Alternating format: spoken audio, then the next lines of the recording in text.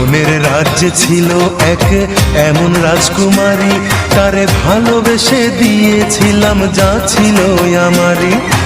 আমার বুকে মাথা রেখে বলতো মনের কথা, ভাগ করিয়া নিতাম দুজন দুঃখ কষ্ট ব্যথা।